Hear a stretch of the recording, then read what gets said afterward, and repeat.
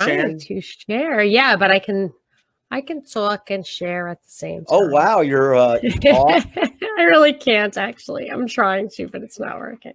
You did a little Boston accent there. I do sometimes get a little hint of Boston or Chicago, but underneath it all, I think it's as pure Brooklyn as it can get, which is why I can do such a great imitation of my mom, because it's my true self. Let's hear it. I don't know what you're talking about, because to tell you the truth, it doesn't even sound like an accent to me.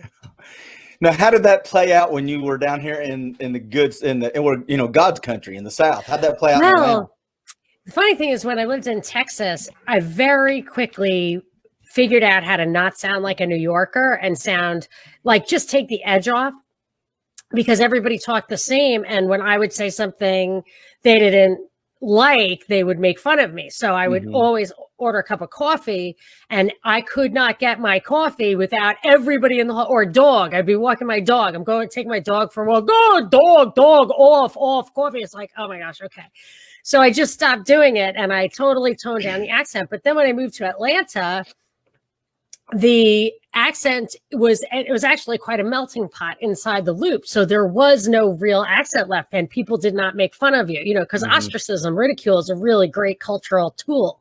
Yeah. So I just reverted to my New York accent, and then I was on terrestrial radio on the local radio station, and people would literally call in saying they couldn't understand my accent. And I would laugh to my kids, because there's a SpongeBob episode, maybe it was in the movie, where he goes to this other town and they always talk like this. Yeah. And they can't understand him if he doesn't do that. They're like, I can't understand your accent.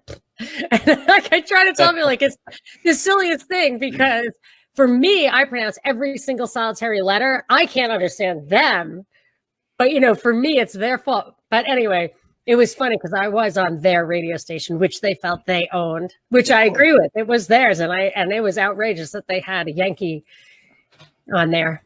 Well, okay, so let's do this, and then I'll tell you a funny story. We just in case people watch this, because technology can be a little troublesome sometimes. If by some chance you and I freeze up, Monica can jump off and jump right back in the stream. Don't go away if that happens. We'll keep pushing through. And if it goes to, hell in a handbasket, that's okay too. We're just talking. Yep. But I'll tell you this, because then I'm going to ask you a question. We're going to jump right into it. But I have a very Southern accent, and I talk fast.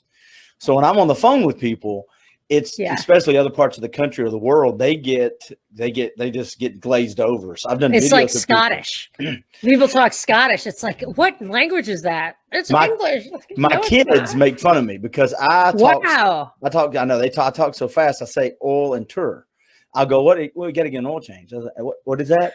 And I go, oil. And they go, oil. What's oil? And I say, and they say, you're going to take a tour of the oil plant. And I go, you know what? Y'all can both shut up. But they're from there. My kids make fun of me, but they're not from New York. Yeah, but I have it's not that I've got a horrible Southern accent. It's just I'm lazy. I'm lazy talker when it comes to, it's oil. Yes. No, it's not. It's oil. Why are we doing that? Why are we doing this to it? You're entitled to that. That niche dialect is an earned thing. And I'm about to bring her up. The one that really matters, the star of the show, Monica Perez. You're so funny. Hi, Clint. Hi. I posted that I was going to go live, because we do every Saturday at 3 p.m. Eastern. And your friend, JJ Boogie, responded, "Are you ready?" It's like, no, I'm as ready as I'm ever going to be. I mean. Yep. Buckle up. Buckle your seatbelt, Clint. Well, so a friend of mine from Sweden just texted me that she made a cocktail from monicamixes.com, which is my cocktail blog. And I told her and her man, whom we call Sven, even though he has like a different Swedish name, but they're all the same. Anyway, so I told her to plug in, and they're plugged in, so we can talk about Sweden, and hopefully they'll be able to chat. And talk about, and what's his name? Her name is Jessica, and his name is Sven. Sven. It's not really Sven, but we just call him Sven. Hey, I found out something pretty cool. Last week, let's see, what was it? Last week, almost 18% of my downloads came from Ireland. Really? Wow. I thought that was pretty cool. Could it be that because I'm a citizen of Ireland, they know that I'm the Irish one here? I don't think so, but it's okay. You just got citizenship. I don't know about bloodline. Normally, I have an Irish flag behind me too. So. I'm half Irish. Half. Can you believe it? But I'm a quarter some despised ethnicity that I cannot tell you. We are all mixes. I've told this before. There are very few. That's true. Pure bloodlines. And adopted. You are actually Native American, despite your lack of Native American blood. You're culturally Native American. We are just a little bit of everything now. That's why I love people when they get into this. You know, if you really meet a true racist, like somebody that's all built into racism stuff, I kind of giggle because I think, look, I don't know if you really want to do that genealogy tree because. Do you know I did the freaking gene thing, the 23andMe gene thing? Could you? I don't know if you gave your DNA to people. You know, What? It was a long time ago, and there was my father had a weird heart problem, and I wanted to see if I had it. So I did that. It was so stupid. And so I'm a little bit Neanderthal. I think my Swedish friends are a lot of bit Neanderthal. No, that's not an insult. Sure it is. Oh, so they think it's fun. They're having a good time. Hey, look, we got... It's not an insult. I love being a Neanderthal. There we go. It's awesome. Franny, can you see Franny's comment? Yes. Hi, Jessica and Sven. His name is Joaquin. And look at there. But I always pronounce it, hey, Daryl. I always pronounce his name wrong, so he's better off with me just calling him Sven. And I'm assuming Daryl meant hi, Monica and Clint. Yeah. I pulled it off. My background doesn't look good. Your background looks great. Isn't it cool? It's very cool. It's very, it's my, I call it my champagne background. It looks like somebody ought to pull it aside and Johnny Carson should come. Oh, yeah, that's perfect. Dun, dun, dun, dun, dun. I do want to be the Tony Randall to anyone's Johnny Carson. Like, so whenever a guest canceled, Tony Randall, who I guess lived near there, would just zip over and be the guest. So anytime like your guest cancels, just call me. I want to be Tony Randall. Monica? Yes, sir. How was the party last night on YouTube? Super duper duper fun. So we have a disappearing patron party, a party for patrons that if you're not there, you don't get to see it. So even though you're a paying customer, if you're not there at the moment to have the party, just because we get our cocktail on and we don't, what happens in the disappearing patron party stays in the disappearing patron party. That's exactly right. And just a quick shout out and thank you to you and Binkley for coming on for about 20 or 30 minutes last night, pre-party, before y'all got loose. That was super fun. It was. And super fun. I think people enjoyed getting to know different things about you. Yeah, it was. You have a real knack for keeping it light, staying within the time frame. So it was a little departure from the deeper stuff that you and I normally do, which is this. Yeah. But it was super fun. And it was extra fun for me that the people, my friends in the chat, knew the answers to the questions about what music I like, what my favorite comedy is. No, like they knew more than you did. I know. It's like, I totally forgot that. You would say something and somebody would comment and you go, oh, yeah, no, I don't like what I said. I like that People were correcting me on my own opinions. In nature to always make it easier and convenient and move forward. I think it would. But it's the marginal cost of labor and the marginal cost of capital. I mean, if you disrupt that intentionally, you can have systemic unemployment. Otherwise, you really can't have systemic unemployment. Two things that are going to make you mad. Are you okay with that today? It seems like you're ready for it. Not in the mood. I need more coffee. Look at that. I woke up and my internet didn't work. So. Okay. Then she's got wet hair and she had to go to her office. Yeah, my hair's wet. There's a comment for you from John. So what I hear you saying is we operate in a kill or be killed society state.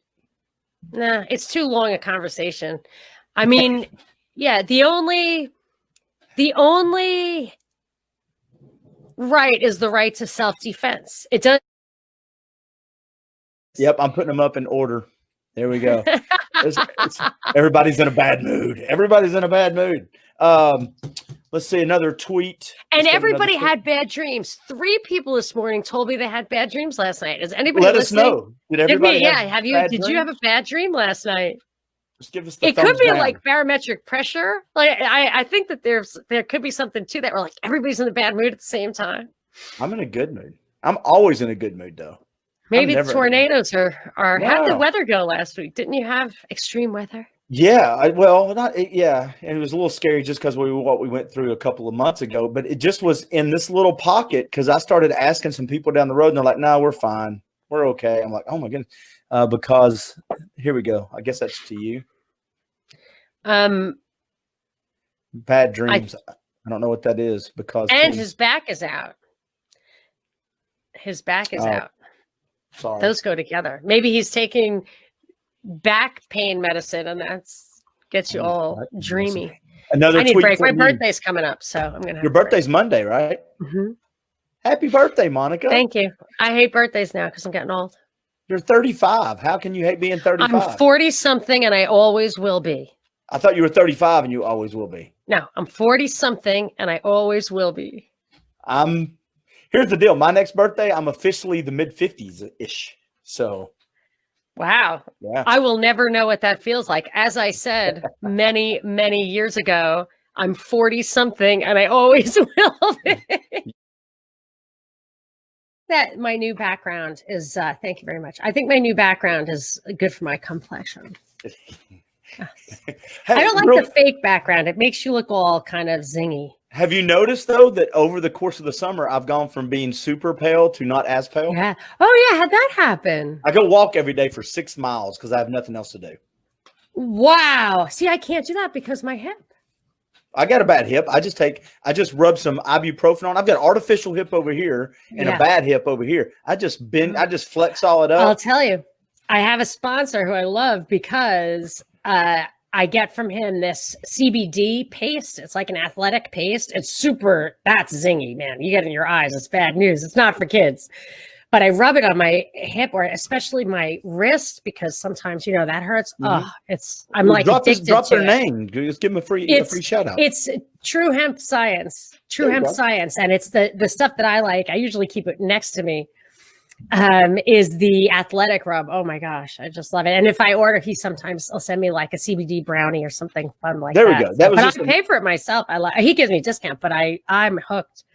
So anyway, if you're suggesting I stop walking my dogs because the doctor said that I'm going to need a hip replacement, and I really miss it. I like the sun. I'm getting less pale. See, I used to look super brown, and you look super papery, and I absolutely love. Sorry. I absolutely love your beard. Oh, well, thank you. How do you take care of that? So is it just a comb? Do you use a little beard balm? No, I don't. What I do is I'm letting it grow out, and I keep the side up to here shorter, and then this part's going to get longer. So it's going to kind of taper down. Yeah. And I'm noticing this, and my daughter mentioned it to me the other day. It is snow white. It is, and look at that. It's just terrible. Oh, well, you're blonde. You got that's all white. That's all white. I know, but blonde I think goes whiter faster.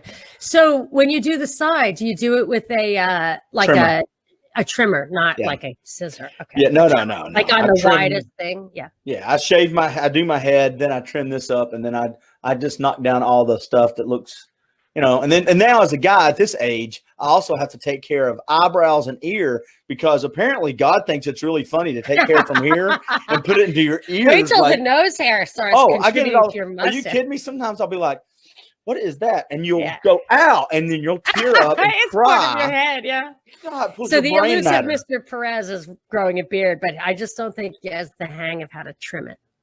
He will. He'll get it. I'm going to tell him what to do. He'll appreciate me telling what to do with his facial hair. Yeah. Tell him how to shave. Yeah, when the wife tells him how to shave. Well, you named a drink after him, though, so it must be Nero's Miracle because he brought me something. He's Czech. Hey, he brought me Czech liquor, and I made it into a delicious cocktail, even though it seemed off-putting to this American. I've got to find it. I got to remember the cocktail you made for the one after when we first started doing these. The Nutty Irisher. It's pretty good, but it's too complicated. Fuck it. Just have an old fashioned. You just threw it off. I changed my mind about how I was going to approach the cocktails. I thought it would be fun. I like to take the pictures and everything, but I think I have to get back to basics. Basics, yes. Yeah, I'm going to use it as a personal recipe book so that, like, because I'm on the road and I'm thinking I need to whip up an old fashioned for these people. Have I ever really made it perfect? See, I think you should come up with one that's topical once a week and once a month that allows you to talk about a topic. You're all about giving me work to do. Do you know I'm already full out? I had to stop drinking for the most part, not only to lose the COVID-19, but because I just could not work my full 14 hours a day if I had to stop early for drinks. No more work. No more work. I'm sorry. No more work. I'll just. I can't do any more work. I have like 10 podcasts next week. I can't do any more work. And I've got children, for crying out loud. In Chattanooga, we have something called Chattanooga whiskey. Go. We got. I'm keeping us on track. We got less than 10 minutes. Because you guys got a hard out because you got that party. Monica's got to start making cocktails. Hey, real quick, Binkley, takes forever. What do you drink during these little soirees y'all have? I bought him gear too. Mine, a very, very, very fancy drink in a nice glass that Monica gave me. Always includes Jim Beam. Sometimes it includes either Powerade or Coke or whatever the hell is lying around the house at the time. Just water.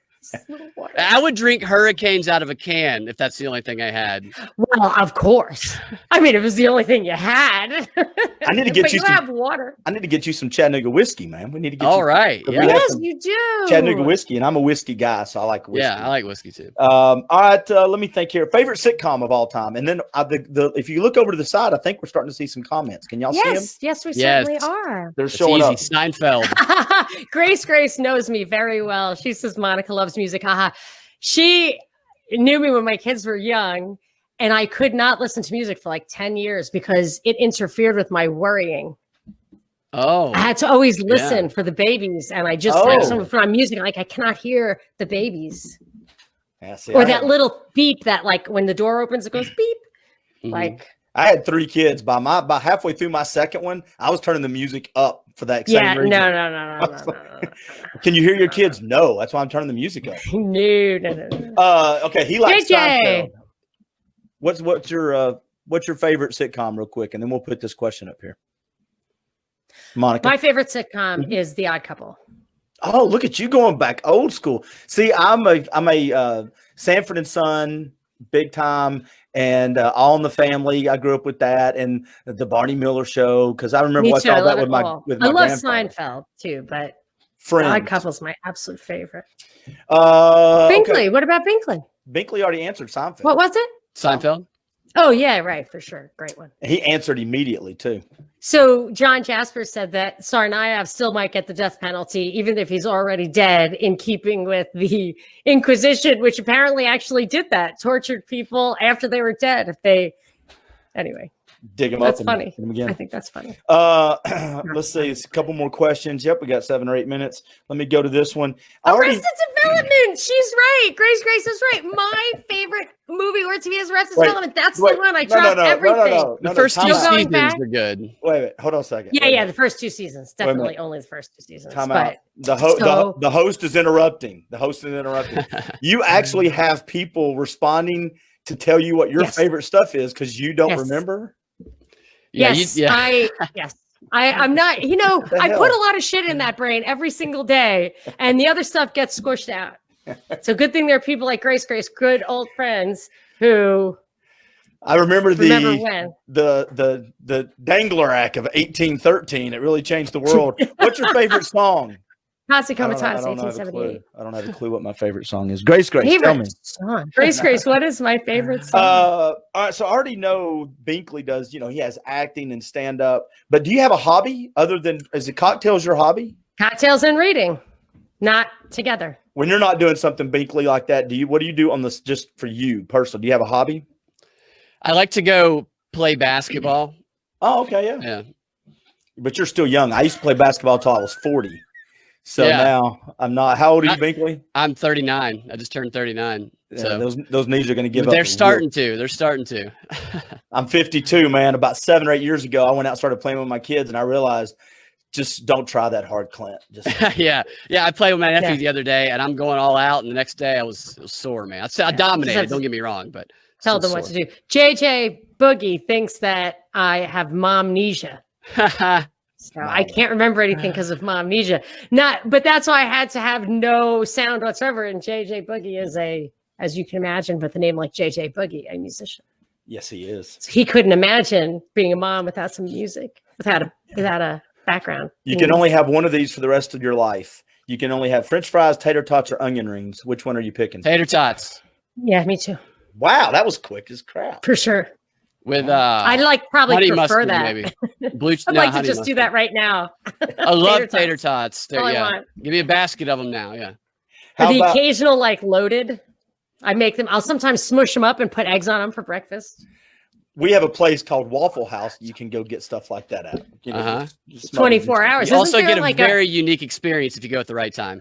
Okay, isn't there a measure, a Waffle House measure of how bad the catastrophe is if the Waffle House it's the weather. It's the Waffle House weather something. I can't remember the specific name, but Waffle House was the only place that didn't close at all, really, for weather. But if they did close, that's a signal. Apparently, it's in Wikipedia. Because everything in Wikipedia is true. It's a signal that shit's coming, or stuff. Excuse me, sorry, but stuff is coming down. I already did that. Yeah, she blew that a long time ago. You're fine. Yeah, no, sorry. You're fine.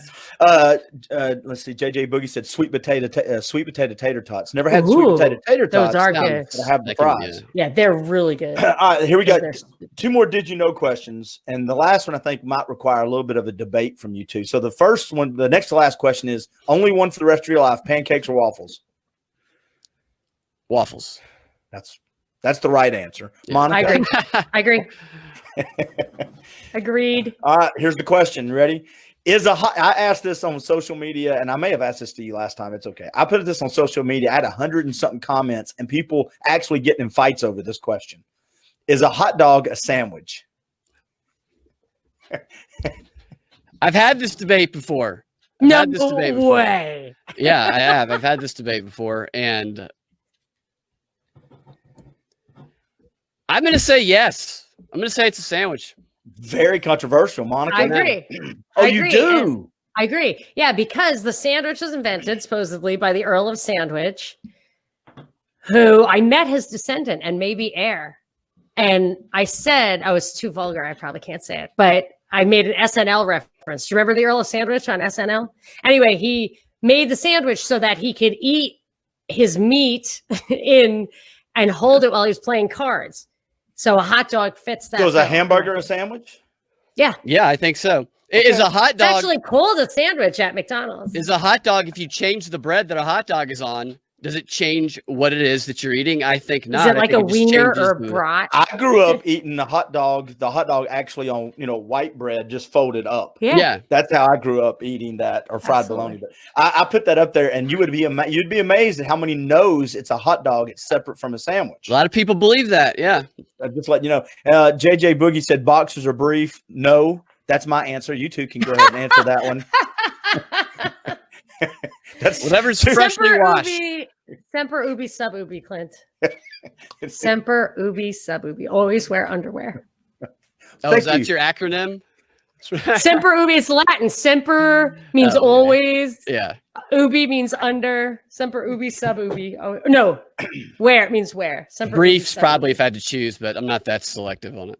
You know what though? Here's the thing. Can y'all imagine how fast this would have gone if I'd asked a serious question? We'd have had one question. One question. I promised I wasn't going to go on and on. Well, no, ask your question. Okay. So I have some patrons who are turning me on to some a little niche in Montana specifically. And it's not far from where Ted Kaczynski set up shop. And say what you will about him, he was smart enough to figure out a good place to set up shop, I think. But sorry. Come back, Clint. I'm not gonna. Yes, he's a serial killer. Not a fan. If you keep talking, okay, good. Sorry. Ted is bad. Damn it, Monica. Ted is that all serial killers are bad. Oh, Clint, it was so fun. Oh my gosh. That makes me happy. I don't say, don't take the Lord's name in vain. It's a gosh with SH, Bye, Monica's mom. Bye.